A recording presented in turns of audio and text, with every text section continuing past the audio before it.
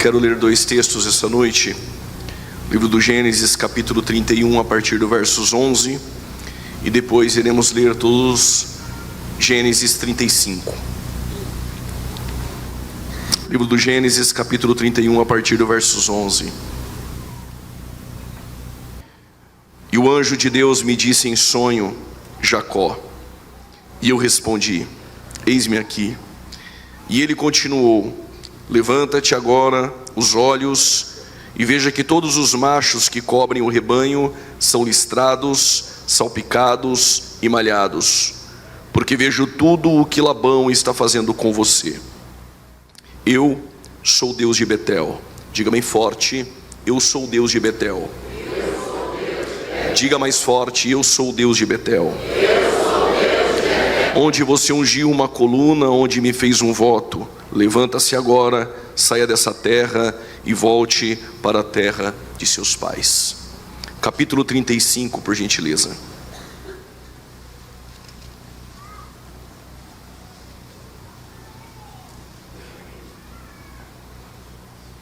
A partir do versos 1. Deus disse a Jacó: levanta-te, sobe a Betel e habita ali, e faze ali um altar ao Deus que te apareceu quando fugiste da face do teu irmão Esaú. Então Jacó disse à sua família e a todos que estavam com ele: joguem fora os deuses estranhos que há no meio de vocês, purifiquem-se, troquem de roupa e vamos se preparar para ir a Betel. Antes de tomar o seu assento, se nós fôssemos colocar um tema essa noite, não faço por costume, mas o tema é esse: eu sou o Deus de Betel, eu sou o teu Deus. Vou repetir: eu sou o Deus de Betel, eu sou o teu Deus. Pode tomar o seu respectivo assento.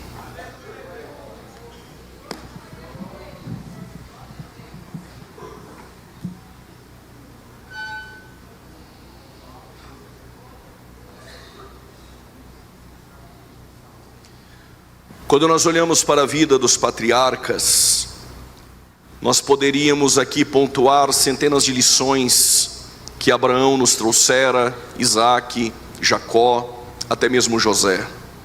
Percebemos na galeria da fé, em Hebreus capítulo de número 11, que uma primeira lição que eles poderiam nos trazer era sobre a fé. E a Bíblia diz que a fé é o firme fundamento das coisas que não se veem, mas que se esperam. Então pontuar a fé essa noite seria razoável nessa reunião. Mas eu gostaria de destacar dois desafios que os patriarcas tiveram que enfrentar e que todos nós também temos que enfrentar. Se a fé é o firme fundamento das coisas que não se veem, mas se esperam, o primeiro desafio que os patriarcas tiveram que enfrentar foi aprender a lidar com o tempo. E só pode existir uma fé autêntica dentro de nós se nós aprendermos a lidar com o tempo. O Abraão esperou 25 anos para alcançar a promessa, teve que lidar com o tempo. O Jacó teve que esperar 14 anos para que pudesse ter a sua esposa, teve que lidar com o tempo. Jacó teve que esperar 14 anos, enquanto isso José esperou 20 anos para poder aprender a lidar com o tempo. Ele teve que lidar, além de 20 anos, lidar com os seus irmãos. E perdurou 20 anos o tempo para que ele pudesse voltar a se relacionar com aqueles que fizeram mal contra ele. O que eu quero lhe dizer é que Abraão esperou 25 anos, Jacó esperou 14 anos, José esperou 20 anos. Aqueles que foram chamados por Deus tem que aprender a lidar com o desafio do tempo. Mas dentro deste tempo Deus tem um propósito. E se você não aprendeu a lidar com o tempo, você não está preparado a chegar a este propósito. Se você não aprendeu a lidar com o tempo, você não vai aprender de maneira alguma a lidar com o propósito e com aquilo que Deus ainda tem a fazer em nossas vidas.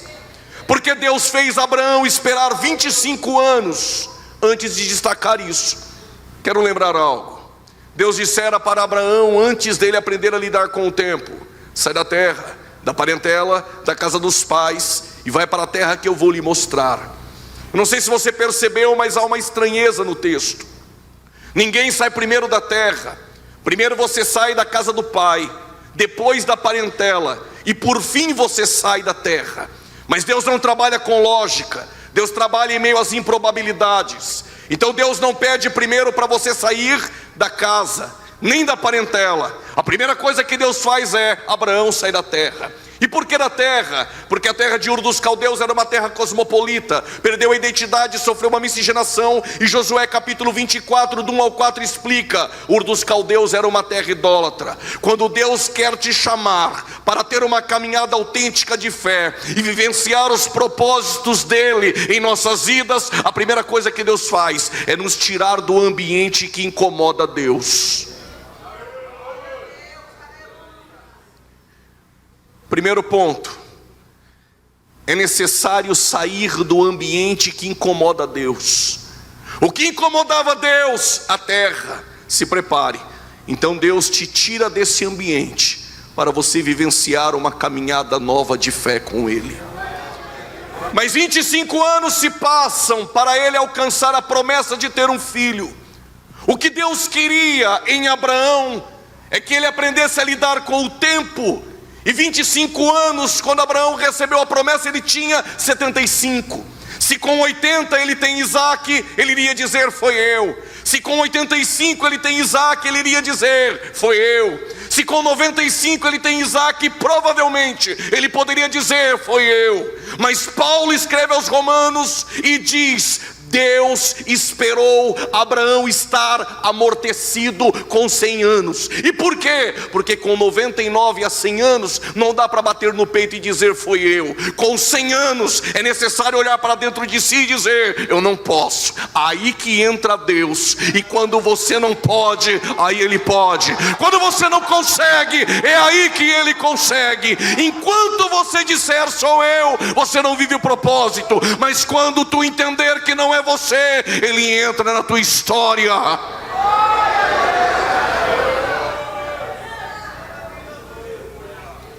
O que Deus está nos dizendo? Estou esperando esgotar as possibilidades humanas para entrar na tua história, para que você saiba que a glória continua sendo dele.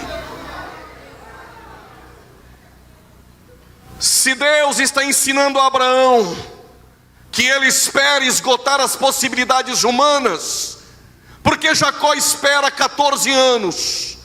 Deus não está querendo que esgote as possibilidades humanas de Jacó. 14 anos é porque Deus quer lidar com o caráter de Jacó.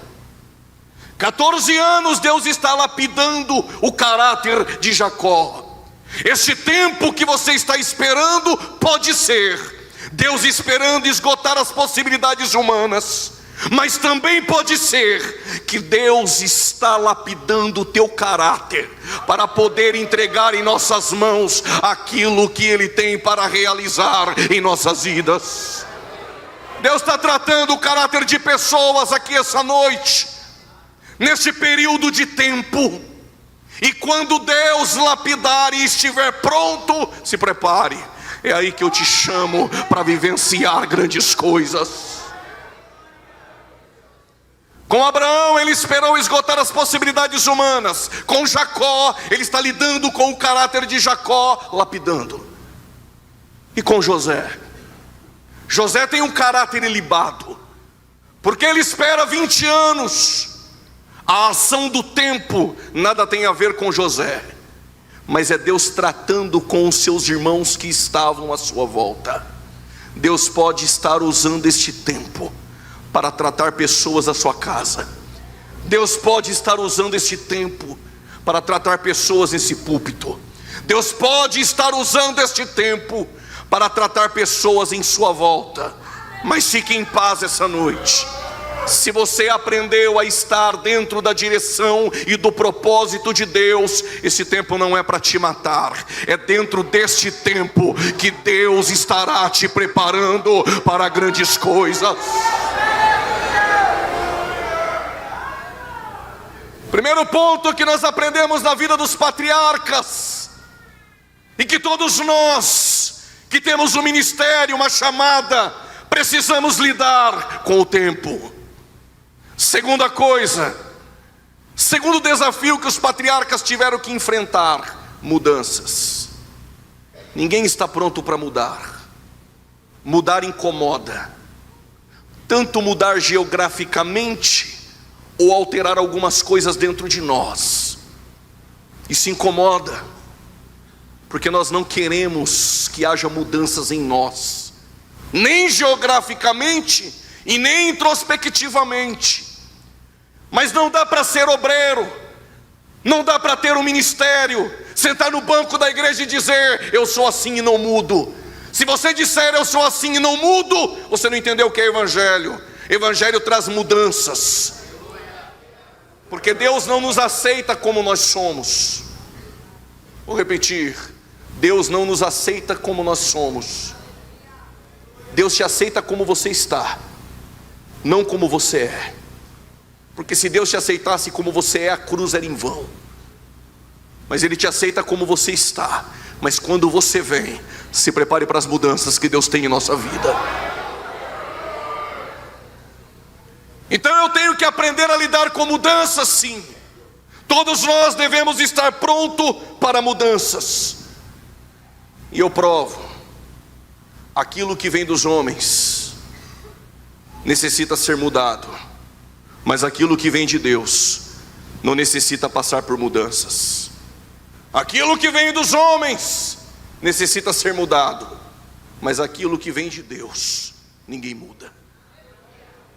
Qual é o nome do menino? Abrão. Quem colocou o nome? Terá. Foi os homens? Foi o homem. Então tem que passar por mudanças. A partir de agora é Abraão. Qual é o nome do menino? É Jacó. Quem colocou? Isaac. Tem que passar por mudanças. A partir de agora é Israel. Qual é o nome do menino? Isaac. Não toque, não mude, não altere. Por quê? Foi Deus que deu. O que vem dos homens precisa ser mudado, mas o que vem de Deus não necessita passar por mudanças. A Assembleia de Deus está há 111 anos, dependendo da palavra e do Espírito Santo. Então não queira mudar o que veio de Deus. Não precisa inventar, não precisa modificar. Homens não precisam mudar o que vem de Deus, porque o que vem de Deus continua sendo eterno para as nossas vidas.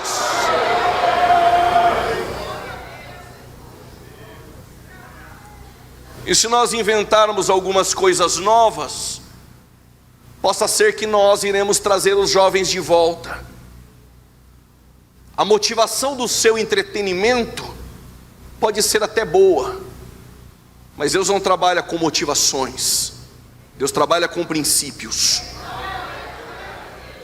Vou repetir: Deus não trabalha com boas motivações, Deus trabalha com princípios. Não há nada que você invente para trazer jovens de volta terá êxito, porque se essa palavra não os trouxer, nada mais poderá trazer. 2 desafios nós aprendemos já essa noite: aprender a lidar com o tempo e aprender a lidar com mudanças. E com base nisso, eu tenho algo a lhes dizer. Essa geração, ela gera muito, mas se você gera muito, pode ser que você gera sem propósitos. Quem gera sem propósitos gera segundo a carne, mas quem gera no tempo de Deus gera segundo Deus. Tem muita gente fazendo porque não aprendeu a lidar com o tempo. Quer fazer muito, mas sem propósitos. E o que é gerado segundo propósitos para Deus não serve, porque não é gerado segundo Deus. Penina gera muito, gera 10. Deus não pediu nenhum. Por quê? Gerou sem propósitos. O que é gerado sem propósitos é gerado segundo a carne. O que é gerado segundo a carne não é gerado segundo Deus. Então Penina, ela gera toda hora, gera 10. E Ana, no culto em Siló, espera para gerar no tempo de Deus. Aqui ninguém está competindo para ver quem faz ou gera muito. O que vale no reino é se gera segundo Deus. E para gerar segundo Deus, tem que gerar segundo o tempo de Deus. Penina gera 10, Deus não pediu nenhum. Mas Ana gera no culto em Siló, com os lábios trepidando, no tempo de Deus. E Deus pede, me dá Samuel. Por que Deus não pede o Ismael? Porque Ismael é gerado sem propósitos. Abraão, imediatista, gera segundo a carne. O que é gerado segundo a carne não é gerado segundo Deus. Me dá Ismael? Claro que não. Ismael para Deus não serve. Deus só pede aquilo que Ele dá. Então me dá o seu coração? Claro que não. Me dá o seu tesouro, porque onde está o seu tesouro está o seu coração. Então me dá o Isaac.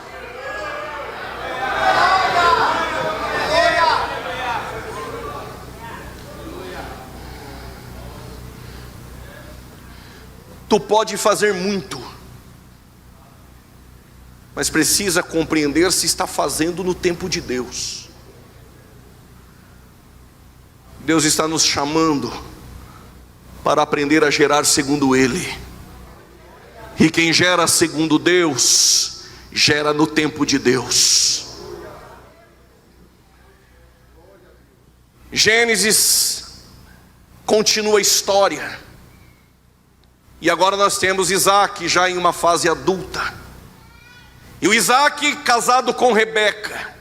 E o texto nos informa: Rebeca era estéril. E aqui fica um ponto para a gente pensar. Todas as vezes que Deus quis mudar o curso da história, de um ventre estéril Ele fez nascer um menino. Vou repetir. Todas as vezes que Deus quis mudar o curso da história, de um ventre estéril Ele fez nascer um menino. Quando Ele precisava de uma grande nação do ventre estéril de Sara, esposa de Abraão, Ele fez nascer Isaac. Quando Ele precisava dar seguimento ao desdobramento da nação do ventre estéril de Rebeca, esposa de Isaac, Ele fez nascer Jacó. Quando Ele precisava de um avivamento em Israel do ventre estéril de Ana, esposa de Eucana, Ele fez nascer Samuel. Quando Ele precisava de um libertador na tribo de Dan, esposa de Manoá, estéril, Ele fez nascer Sansão. Quando Ele precisava de uma voz para clamar no deserto do ventre estéril de Isabel, esposa de Zacarias, Ele fez nascer João Batista. Mas quando Ele precisava salvar a humanidade, não foi de uma estéril. Eis que uma virgem conceberá e dará luz a um filho, e o seu nome será chamado Emanuel.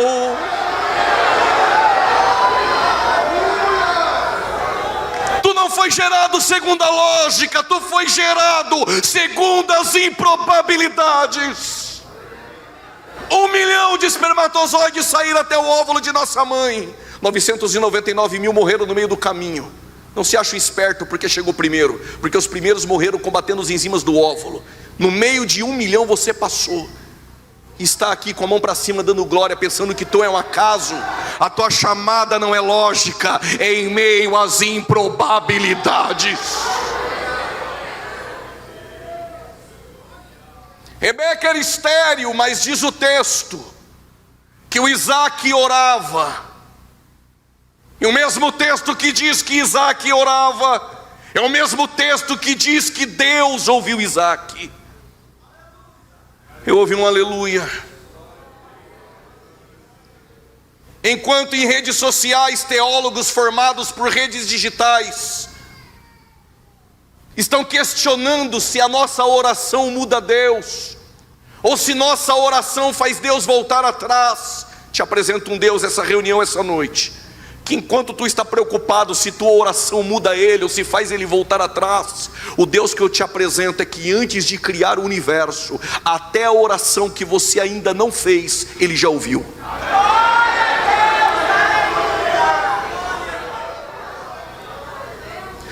Antes de criar o universo, Ele já sabia que tu estaria aqui essa noite, glorificando o nome dEle. Por isso que Ele não te chama com base no seu passado ou no seu presente. Ele nos chama com base na presciência, naquilo que Ele sabe sobre nós e nem você sabe. Deus ouviu Isaac. Mas será que dá para a gente cantar essa noite que Deus não rejeita a oração? Provérbios 28:19. Aqueles que se desviam da lei, até suas orações são abomináveis. Isaías capítulo de número 1, versos 15. As suas orações eu não ouço, porque as mãos deste povo estão marcadas e manchadas por sangue.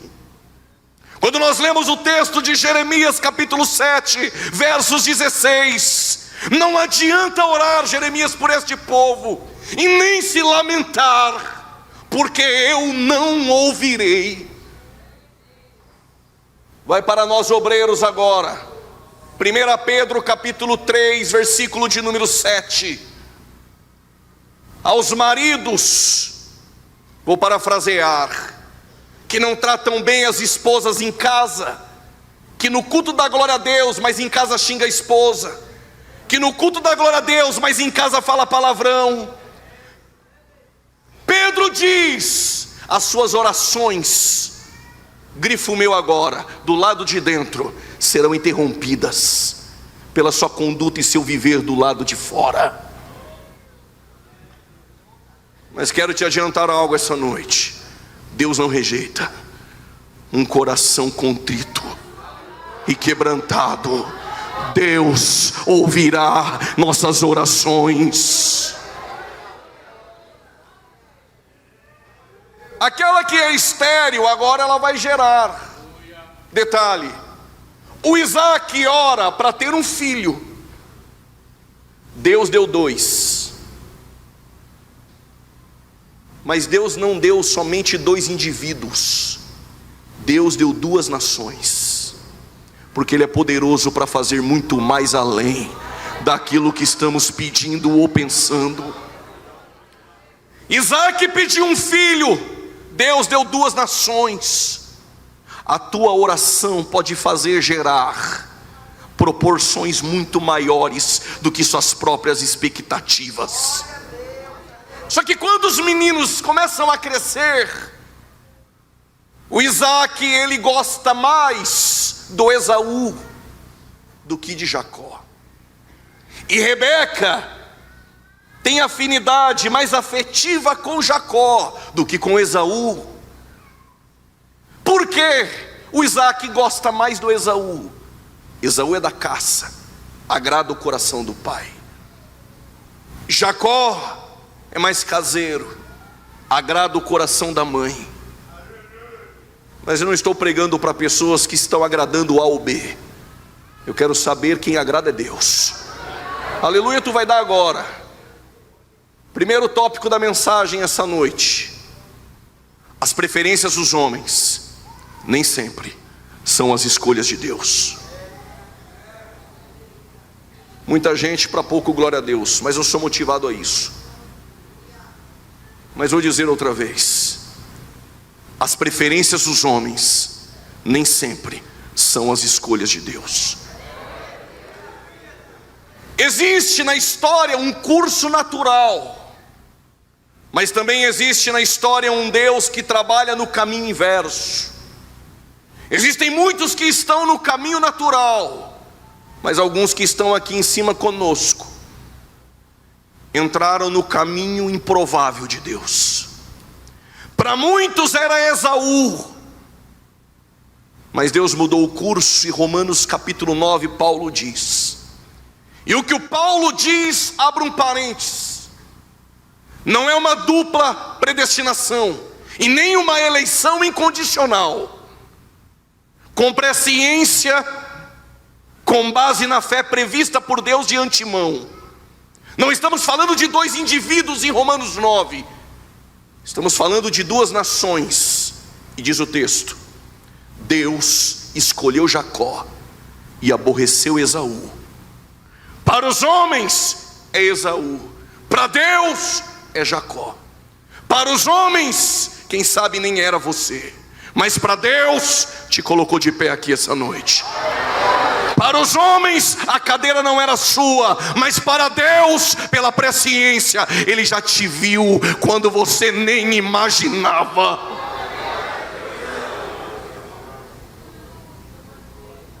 Está melhorando.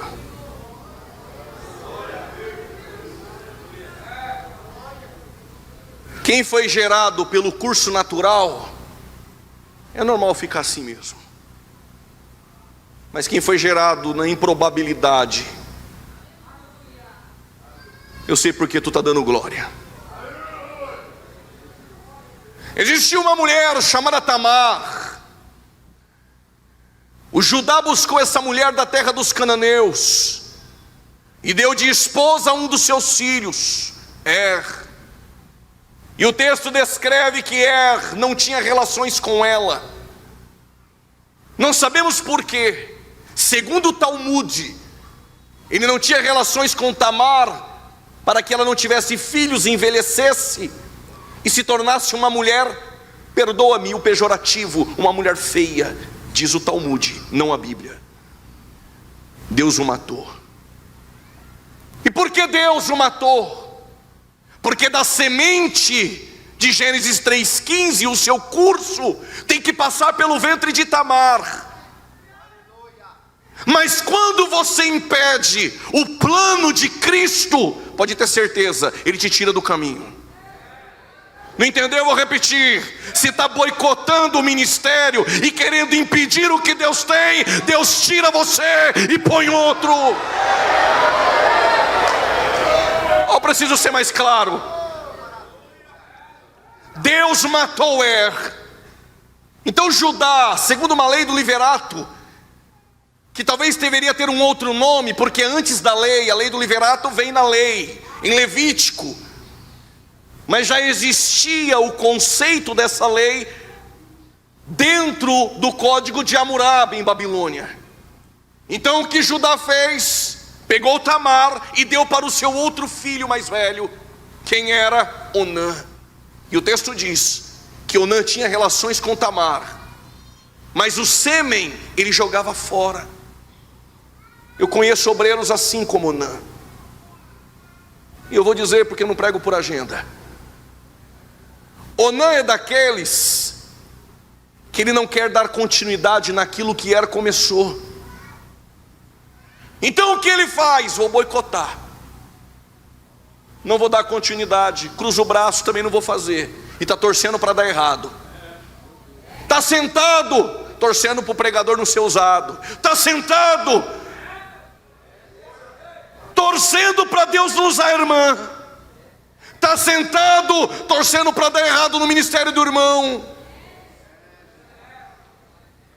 A obra de Deus continua com você torcendo contra ou não. Estou pregando porque o dono da obra está em nosso meio essa noite. Pode torcer, fazer figuinha para dar errado. Quando Deus quer fazer, Ele usa, Ele faz para a glória dEle.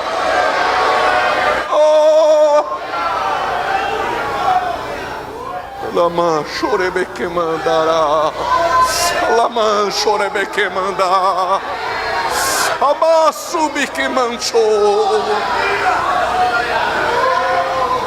Deus vai tirar aqueles que têm a síndrome de Onã do nosso meio. Deus o matou. E agora Judá está preocupado. Perdeu 2 filhos, tem o caçula.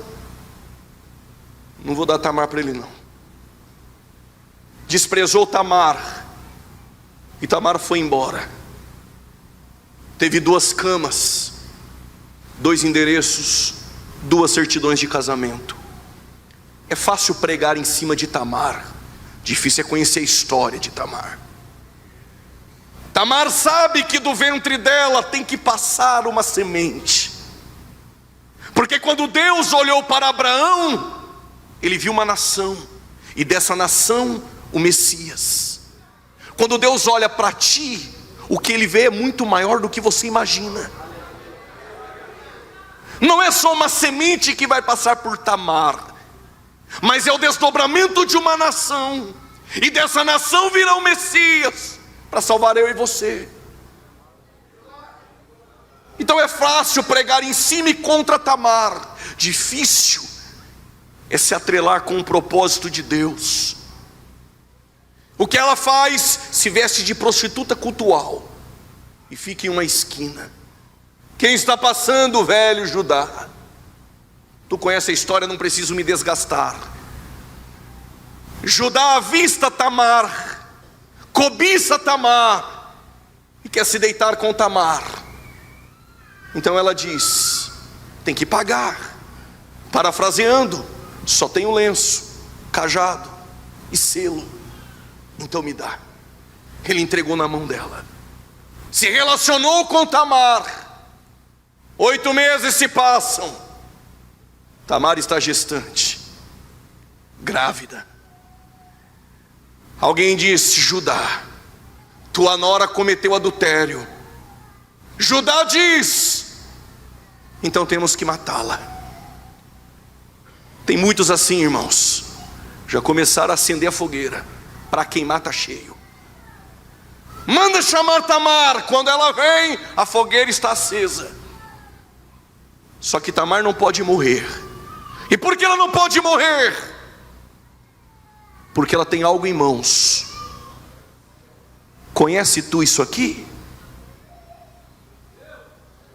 Meu Deus, tu vai dar agora. Sabe o que Judá lembrou? Quando seu pai recebeu a visita dos filhos, e Judá trouxe a roupa ensanguentada de um animal e apresentou as vestes para o seu pai. Conhece tu isso aqui? Jacó disse: é do meu filho José.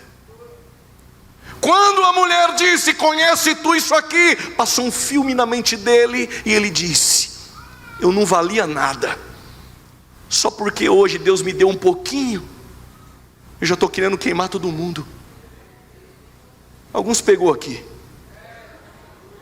Chegou no ministério queimado, não tinha nada. Deus deu um pouquinho, agora quer queimar todo mundo. Aí ele se lembrou quem ele era e quem ele se tornou. Ele disse: essa mulher é mais justa do que eu. Mas é sobre isso que eu quero falar. Agora ela está gestante, vai dar à luz. Do lado de fora, as parteiras. Do lado de dentro, tem 2 meninos, Zerá e Pérez.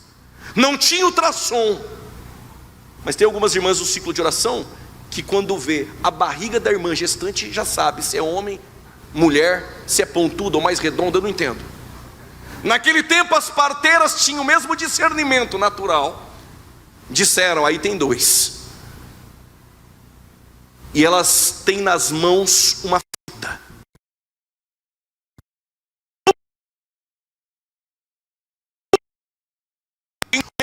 É o primogênito. Quando Tamar dá à luz, ao invés de sair o menino por completo, e a primeira parte do membro, a cabeça, saiu uma mão. E a parteira colocou a fita, e a mão voltou. Ninguém nasce primeiro com a mão, primeiro nasce a cabeça. Por quê? Posso pensar, alguém pode me corrigir depois. Bereshit, encabeçando, é uma nova criação. O cabeça de toda a criação, ele é eterno, mas o cabeça de toda a criação é que traz nova todas as coisas, é Cristo. Quando uma criança nasce, tem coisas que Deus estabelece e não muda o homem. Vou repetir: tem coisas que Deus estabelece e não muda o homem. O que Deus estabeleceu? Quando uma criança nascer, sai primeiro a cabeça. Por quê? Uma nova vida, uma nova etapa, nova todas as coisas. Então quem está na posição daquilo que Deus estabelece, primeiro sai com a cabeça. Só que quem está fora da posição, sai com a mão.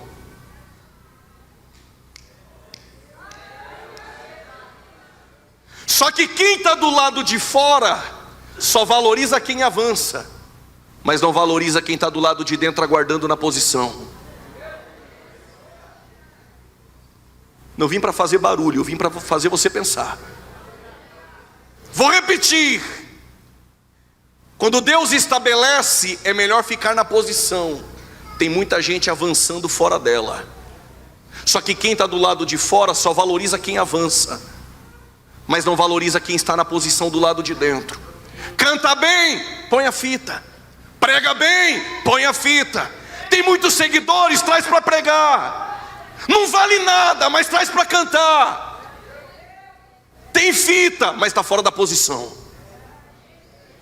Estou pregando para aqueles que estão do lado de dentro, aguardando no tempo de Deus da posição.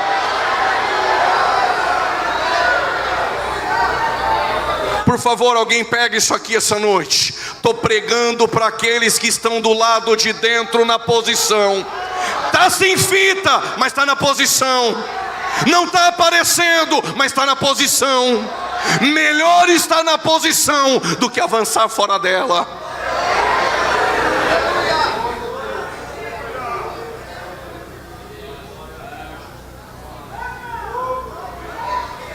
Deus está falando com alguém aqui que está do lado de dentro, questionando Deus faz tempo. Senhor, estou do lado de dentro na posição, mas só vejo aqueles imediatistas com fita. Fica tranquilo. O que Deus vai fazer? Calma. Quem avança fora da posição, mas tem a fita, uma hora tem que voltar. E Deus vai fazer o quê? Não precisa cutucar ninguém, nem falar para 2 ou 3. Eu não vou nem pregar o que Deus vai fazer, só vou fazer o gesto. Deus está fazendo isso aqui, é profético.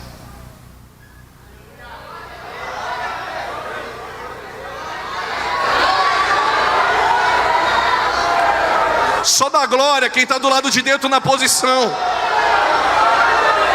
Quem está com a fita e avançou fora dela, está me olhando meio estranho assim, não levanta a mão, não dá glória, está quietinho. Eu sei que tu está apavorado essa noite. Estou pregando para aqueles que estão do lado de dentro, na posição que Deus colocou.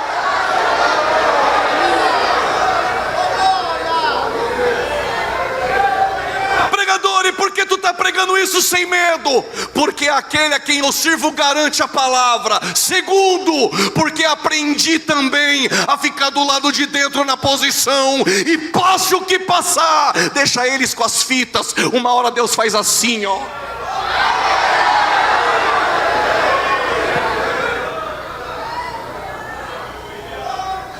Não precisei bajular ninguém para chegar onde estou. Não precisei puxar tapete de ninguém para chegar onde estou. Tem segredo? Tem. Do lado de dentro, na posição, chorando nos pés dele. Mas a qualquer momento, ele muda o ambiente do lado de dentro.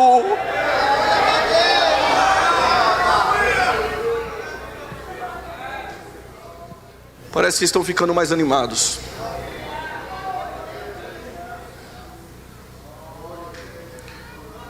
Lembre dessa palavra essa noite. Veio um pregador aqui, não precisa lembrar meu nome, mas veio alguém aqui que deixou Deus usar a boca dele para dizer: Deus vai movimentar o ambiente do lado de dentro. Eu vou repetir: Deus vai movimentar o ambiente do lado de dentro. Pregador, saiu da mensagem? Claro que não. Aos olhos dos homens era zerar. A preferência dos homens, zerar. Quem tem a fita, zerar. Mas a escolha de Deus é Pérez. Quem vai carregar a semente do Messias não é zerar. Deus escolheu Pérez. A preferência dos homens está caminhando com a fita, mas a escolha de Deus, a quem Ele chama e coloca de pé.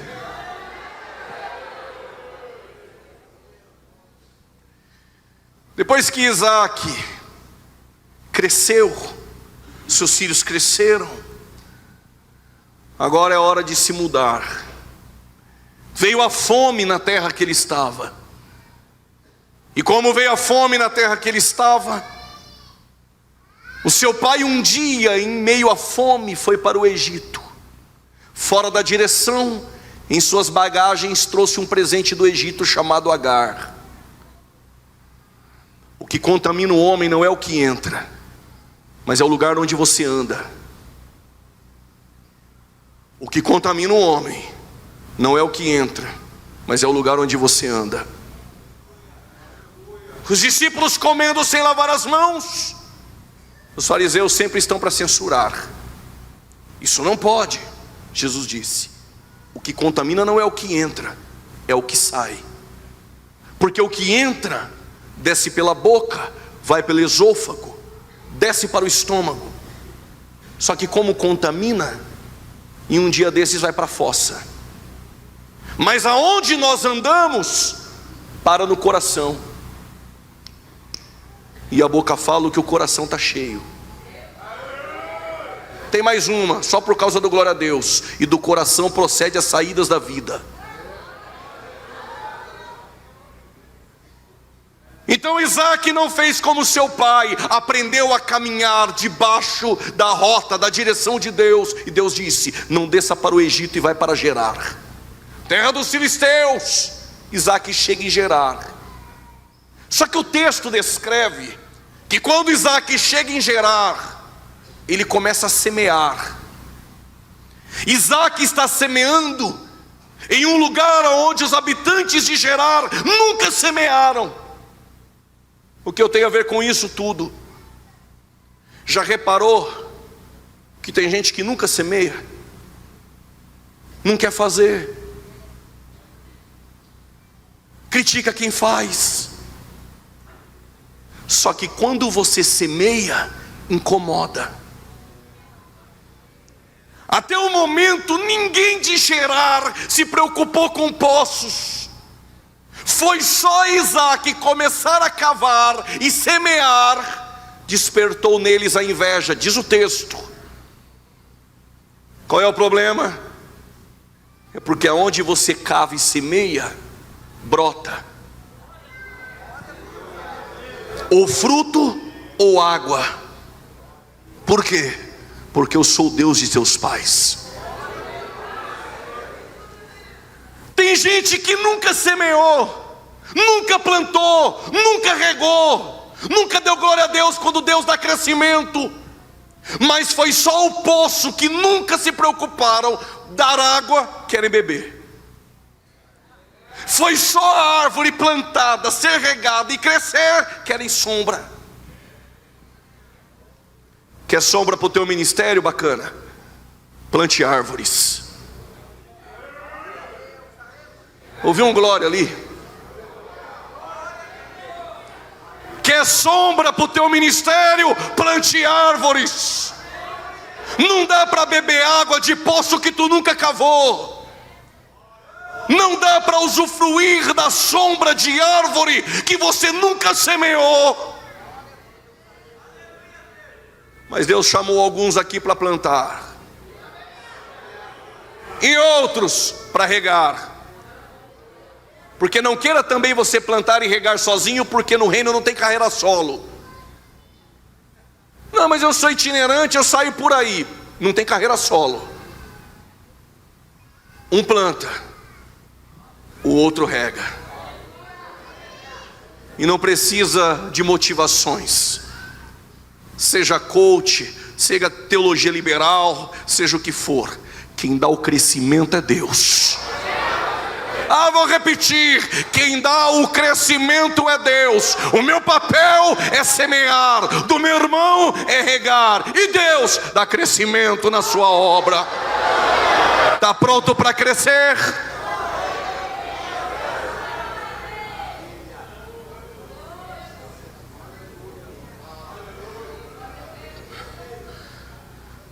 Eu vou dizer algo e sirva para a sua vida. Você que pede, tu pede unção? Unção atrai. Tu quer conhecimento? Conhecimento separa. Pregador, mas o Espírito Santo não é unidade? Sim. Quem separa são aqueles que nunca entenderam o que é unidade. Unção traz pessoas, seguidores. Prega com unção, tenha unção.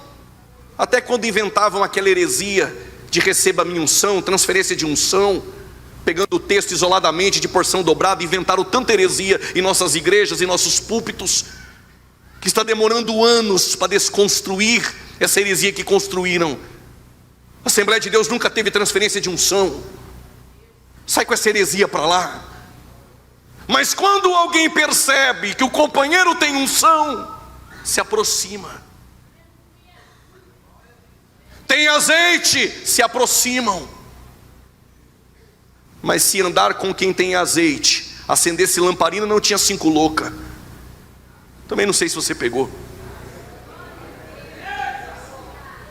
E por que o conhecimento separa? Porque conhecimento coloca a seita no lugar dela, coloca o pecador no lugar dele na mesa. Pregador, não estou entendendo. Eu cresci ouvindo. Você é José. Deus vai te exaltar. Teus irmãos vão ficar lá embaixo e vão te ver, e vão ver a exaltação. Quer honra? E a gente pulava, falava em línguas, cutucava o irmão, levanta, dá glória, se não der vou embora, essas coisas. A gente fazia tudo isso. Aí estudando a Bíblia, eu percebi o nosso lugar na mesa. Você é José? Quem era o filho predileto do pai? Você. Quem teve as vestes repartidas? Você. Quem foi vendido pelos seus irmãos? Foi você. Quem foi caluniado e foi para o Egito? Foi você. Quem foi preso injustamente? Fomos nós. Mas José sentou à mesa e trouxe todos aqueles que fizeram mal contra ele, e ainda os perdoou e os serviu. O conhecimento nos coloca na mesa certa. Qual é o meu lugar nessa história? Não, nós não somos José. José é aquele que andou em Nazaré e foi vendido, que teve na cruz as vestes repartidas no caminho das dores, que foi caluniado e preso injustamente. Ele é José. E nós, os irmãos de José, ou não éramos nós que tínhamos inveja? Ou não éramos nós que mentíamos? Ou não éramos nós que antigamente estávamos na prostituição? Mas o nosso José nos perdoou, nos colocou essa noite na mesa dele, e está nos servindo para a glória do nome do Pai. A unção atrai, o conhecimento coloca pessoas em seus devidos lugares. Mas nem todo mundo está pronto a ouvir a verdade.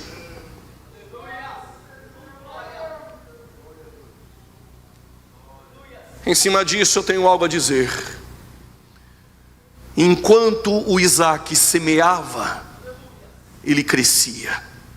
Só há crescimento se houver alguém semeando. Só há crescimento se cavar com profundidade. Ministérios superficiais vão permanecer superficiais, mas aqueles que aprenderam a semear em terra estranha e ter profundidade no seu relacionamento com Ele, se prepare para o tempo de crescimento de Deus para nossas vidas. Foi me dado o tempo até 8h40, vocês aguentam? Diga amém.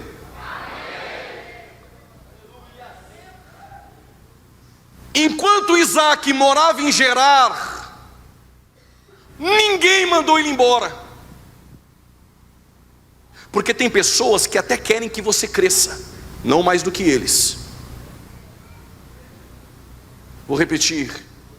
Tem pessoas que até querem que você cresça, mas não mais do que eles. O texto diz que quando Isaac cresceu, Deus foi com ele. Deus prosperou, Deus abençoou. Não é porque você é bom, é porque Deus faz. Só que quando ele cresceu, o texto nos relata e atesta Isso incomodou os filisteus. O nosso crescimento incomoda alguém. Pergunte para Faraó. Quando os hebreus cresciam, ele aumentava o jugo. Enquanto os hebreus cresciam, ele pensava: se eu aumentar o jugo, eles vão parar de crescer. O que Faraó e Satanás precisam saber essa noite, e os filisteus precisam saber essa noite, que quanto mais invejam, que quanto mais aumentam a carga, quanto mais fazem pressão, mais Deus está dando crescimento.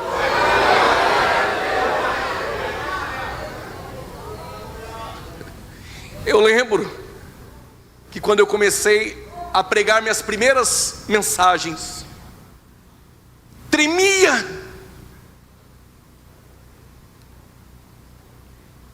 E aí tem sempre aqueles obreiros que acham ser melhores do que você, que quando você chega eles fazem aquela cara assim estranha, não abre a boca para dar um glória a Deus, nem no louvor, nem na hora da mensagem. Olhe para a cara deles, e eles jogam uma pressão para cima de você, para Deus realmente não te usar. Quando tu está pregando, tu olha para eles, tu fica mais apavorado ainda, porque você é menino. Sabe o que Deus faz? Quando Deus começa a te dar crescimento e te usar, e ninguém vai impedir, quando você olha para eles, eles estão colocando aquela pressão. Quanto mais pressão, mais Deus te enche. Quanto mais pressão, mais Deus te usa. Quanto mais pressão, mais Deus dá crescimento para a tua vida.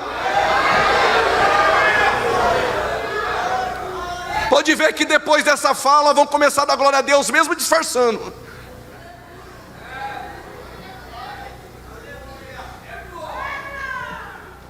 Ouvi um glória ali, ó. Deus está falando com o povo. Deus está falando com o seu povo. Na mesa de Jesus só tem lugar para graça. E quando nós entendemos o que é a graça, não tem ninguém bom aqui. Mas essa síndrome também aconteceu com os discípulos de Jesus. Na mesa com Jesus, estavam discutindo quem era o maior. E o que Jesus fez? O que os escravos faziam no século I.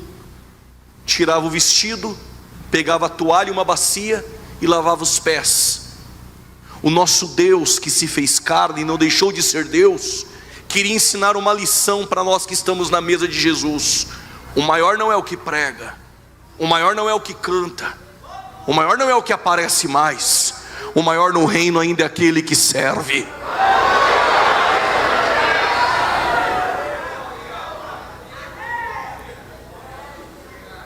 Aqueles que não podem caminhar contigo, ou eles se afastam ou afastam você. Então os filisteus disseram: Isaac, nós não te queremos mais. Mandou ele embora. E ele foi para o vale. O teu crescimento não depende do ambiente. Vou repetir: o teu crescimento não depende do ambiente. Se Deus te chamou, Ele te faz crescer em qualquer lugar. Quando Isaac chegou no vale, cavou, deu água de novo. Até no vale Deus faz sair água. Pode colocar o obreiro naquela congregação ruim, lá no cantinho do vale, não mora ninguém perto. Só cave. Deus vai jorrar água até da onde não tem.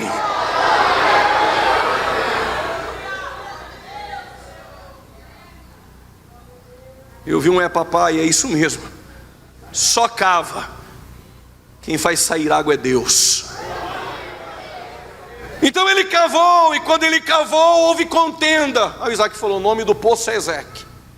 No hebraico, Eseque. Foi para outro lugar cavar, porque ele sabe que não é o ambiente. Qualquer lugar que cava, Deus vai fazer sair água. Cavou novamente e saiu água. Já não tem mais contenda, agora é Sitna, tem inveja. Cavou em outro lugar, Deus deu crescimento. Ele falou: aqui é Reobote, o poço da expansão. Está pronto para Deus fazer o teu ministério se expandir? Vou perguntar, depois de tudo que ouvimos, mesmo os obreiros de Eseque que vão contender, obreiros de Sitna que vão invejar, mas Deus está chamando essa noite obreiros de Reobote, que quando cavam, Deus está largando o ministério, Deus está dando crescimento, Deus está expandindo para a glória dEle.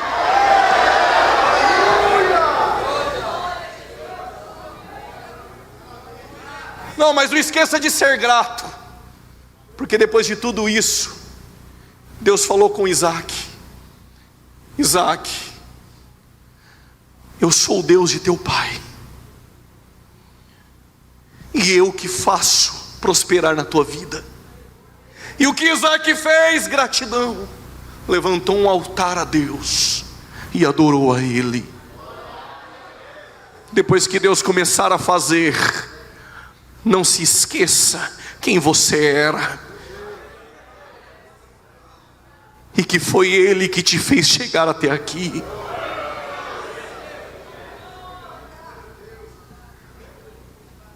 Isaac chama seu filho Jacó e diz: Jacó, tu enganou teu irmão. Lembra da primogenitura? Tu me enganou, Jacó. E aí Rebeca diz ao filho que ela tanto ama: vai embora para a casa do teu tio Labão, e quando chegar lá, arruma uma mulher no meio da parentela. Quem está comigo, diga amém. Estou indo para concluir. Jacó se levanta e perceba algo: Rebeca e Isaac direcionaram o filho Jacó para ir para a terra do seu tio, preparou o casamento. Para Ismael não fizeram nada disso. Esse é um dos grandes conflitos em nossas casas. Direcionamos uns, esquecemos os outros. Mas isso é uma outra mensagem para outro dia. O Jacó então se levanta e segue o conselho da mãe e vai rumo a Padã Arã, saindo de Berseba. No meio do caminho ele sente sono, cansaço. É natural obreiros cansarem no meio do caminho, mas se você é direcionado pelo peso da responsabilidade, a chamada, ela é cansativa. Mas se você é direcionado pelo peso da chamada, tu aguenta caminhar. Então o Jacó, no meio do caminho, no pôr do sol, ele vai dormir. Olhem para cá, por gentileza, toda atenção é pouca. O Jacó não tem R$1 no bolso. Era igual eu e você. Não tinha R$1. Terno, quando ganhava, maior. Sapato, fazia assim com os dedos para ver se servia e vinha para o culto. Mas chorava, dava glória a Deus. De ônibus, de a pé. Assim era Jacó. Sabe o que Jacó tinha? Uma pedra. Colocou e fez de travesseiro e dormiu. Tu já teve noites assim?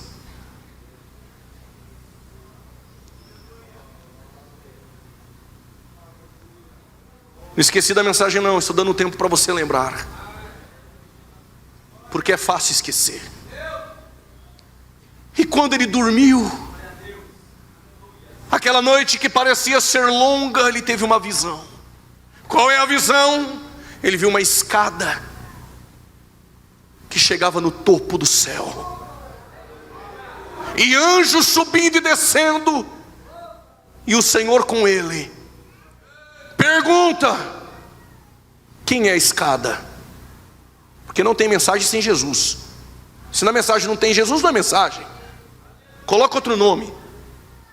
Quem é a escada? A escada que chega no topo e anjos sobem e descem. Natanael soube. Em breve vocês verão o Filho do Homem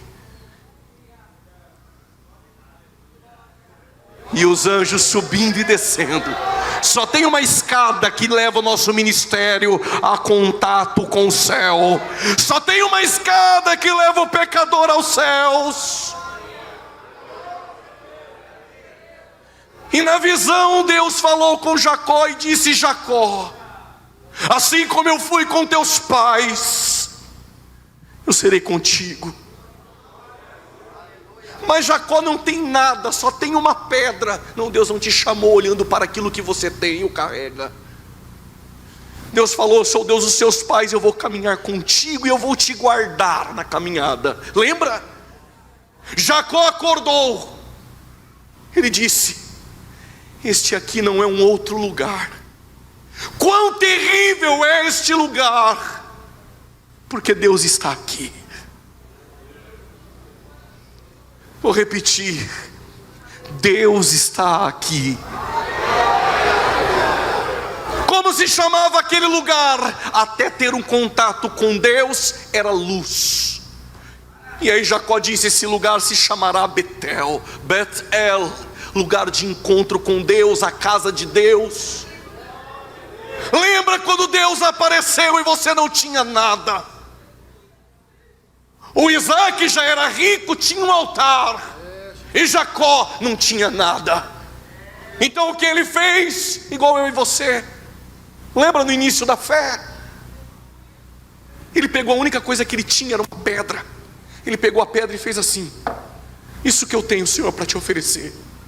Eu não sei onde ele arrumou um pouquinho de óleo, colocou sobre a pedra e falou: aqui é Betel, mas eu faço um voto, Senhor. Se o Senhor for comigo, se o Senhor me guardar na caminhada, eu voltarei aqui, Senhor. Pagarei os meus votos, darei o dízimo. Deus falou: está combinado, Jacó. Tenho 5 minutos.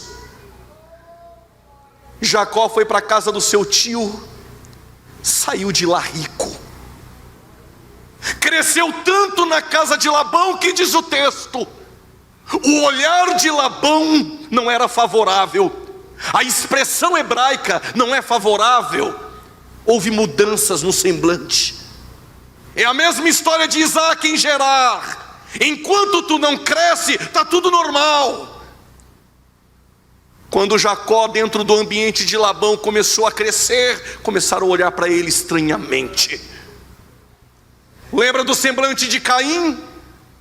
É só ver Deus usar o Abel, cai o semblante deles.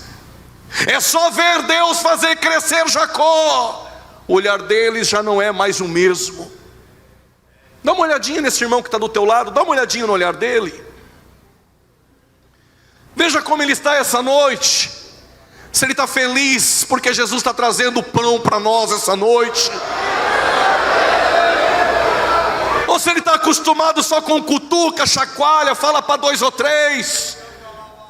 Ou se nós estamos acostumados com Deus vai dar vitória, Deus vai te honrar, Deus vai te levantar por cabeça. Chega com essa comidinha estragada. Deus está tratando com obreiros e membros e pastores, e comigo é pela palavra.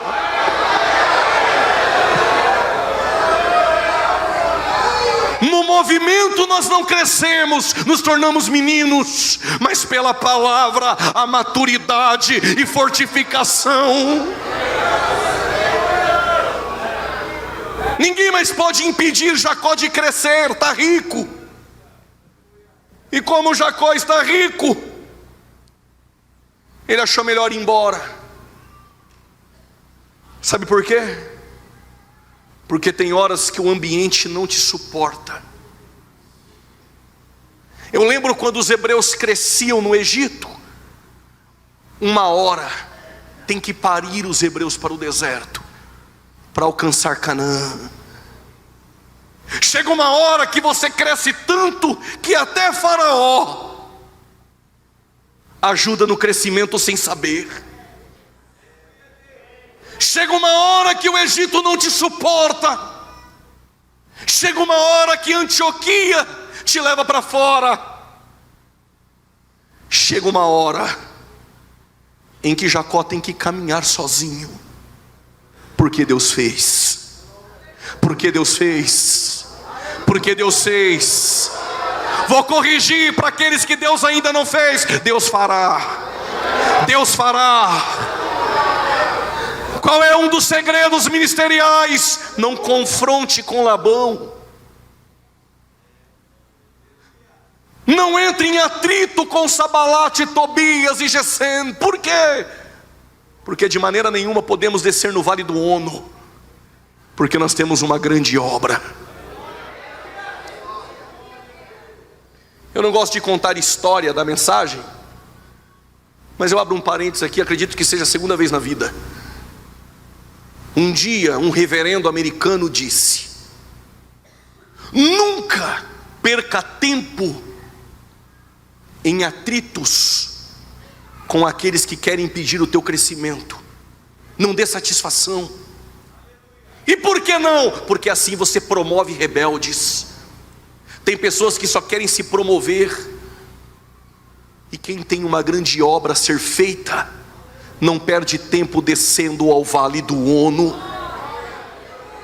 Continue crescendo com humildade. Diante dela irá a honra de Deus. E Jacó está caminhando sozinho. E ele caminhando sozinho, ele vai dormir. E agora, Deus apareceu a ele novamente. E Deus apareceu e disse: Jacó, eu sou o Deus de Betel. Quando tu não pregava em lugar nenhum, quando tu não tinha R$2 para dar de oferta e ficava com vergonha, quando o diácono passava com a salva, quando tu vinha de a pé ou de ônibus e não tinha nenhum carro lá fora. Hoje está com 5 ternos, né? O carro está bonito. As irmãs têm vestidos para escolher, bolsa, dependendo do culto. E Deus está dizendo: eu sou o Deus de Betel. Quando ninguém dava a mínima para ti, Jacó. Jacó, quando olhava para trás, foragido do irmão, foragido do pai, enganador, nome sujo, um passado terrível. Mas eu prosperei na tua vida, Jacó. Te dei condições, te abençoei, caminhei contigo e te guardei até aqui. Lembra, Jacó, lá em Betel, quando numa mensagem ruim tu chorava, falava em línguas estranhas. Agora está difícil até dar glória.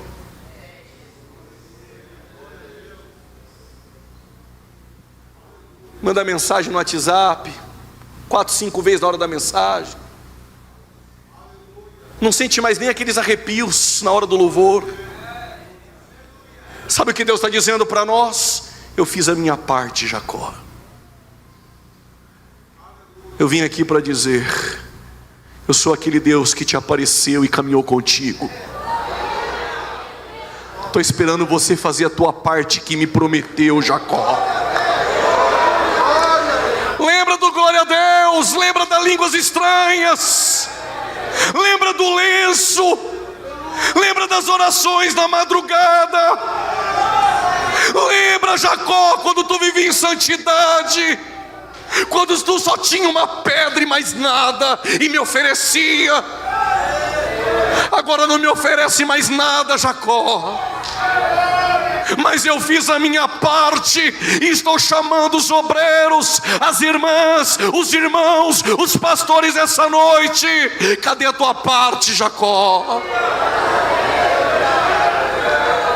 Os céus me trouxe nessa reunião para dizer: eu sou Deus de Betel, eu não mudei, eu sou o teu Deus, eu sou o mesmo Deus de teus pais. Ai, amandará, bacamandará, e choraba soreme que manda. O Deus de Betel está em nosso meio essa noite.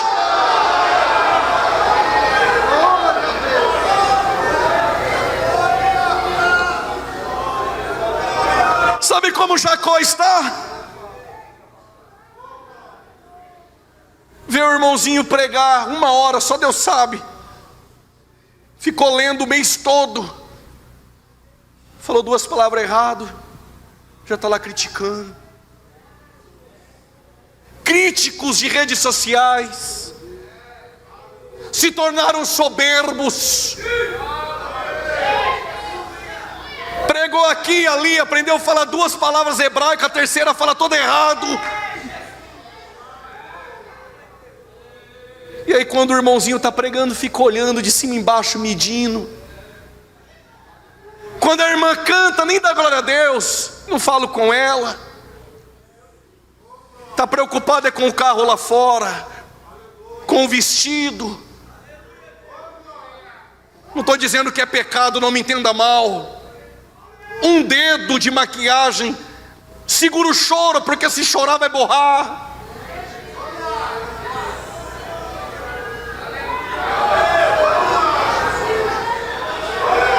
Este não é um outro lugar senão a casa de Deus.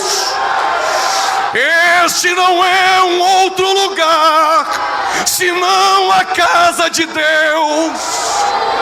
E o Deus de Betel está em nosso meio.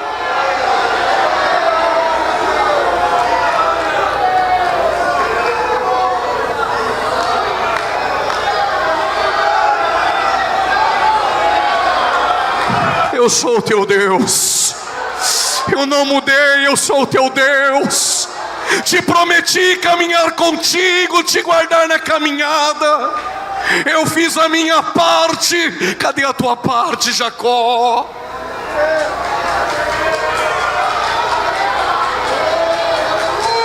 Sinta a presença do Espírito Santo em nosso meio. Bem-vindos à casa de Deus. E o que Deus quer de nós essa noite? O que Deus falou para Jacó: eu sou o Deus de Betel, Jacó. Aquele Deus que te apareceu quando tu só tinha uma pedra de travesseiro. Volte para Betel, Jacó. E Jacó demorou um pouco, irmão, para voltar. Aí Gênesis 35, Deus fala com ele de novo: estou te esperando em Betel, Jacó. Olha o que Jacó fez. Hoje é um divisor de águas e é o que precisa ser feito. Ele chegou para a esposa e falou: abre a bolsa aí.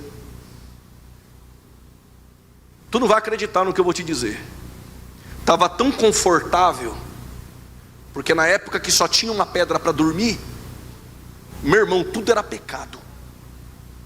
Santo, santo, santo é o Senhor. Agora as coisas estão tão bem, que lá no meio da bolsa tinha até uns deuses estranhos. O pregador veio hoje para chacoalhar a tua bolsa, para arrancar daí de dentro aquilo que em Betel tu não tinha. Porque para voltar a Betel, precisa voltar com a mesma santidade.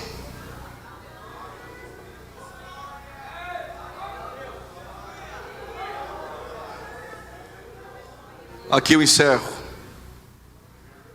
Eu sou o Deus de Betel. Eu sou o teu Deus.